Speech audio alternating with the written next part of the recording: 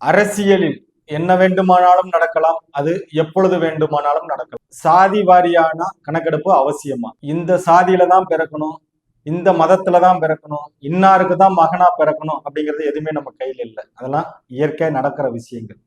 ஆனா ஆரம்ப பள்ளி முதற்கொண்டு நம்ம இறுதியா போற மயானம் வரைக்கும் இங்க சாதிங்கிறது எல்லா இடத்துலயும் இருக்கதான் செய்யுது. இப்ப சில அரசியல் கட்சிகள் சாதி வாரியான கணக்கெடுப்பு அவசியம் அப்படின்னு போராடுறாங்க. எதுக்காக போராடுறாங்க?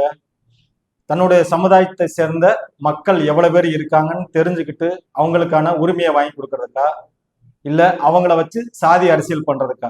ஒரு படத்துல சசிகுமார் கேட்பார், உன் ஜாதிக்காரன் தானே, அவனுக்கு உன் பொண்ணை குடியா அப்படிம்பாரு.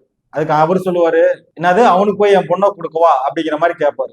இன்னொரு சாதிக்கார கீழே உட்காந்து அவங்க சமுதாயத்தை சேர்ந்த இன்னொருத்தர் சொல்லுவாரு, சரி சரி பிரியாணியை சொல்லி விடுங்கப்பா அப்படிங்கிற மாதிரி ஒரு காமெடி மாதிரி வரும். அது யதார்த்தமா யோசிச்சு பார்த்தா காமெடியா இருக்கும். அதுதான் நிஜம்.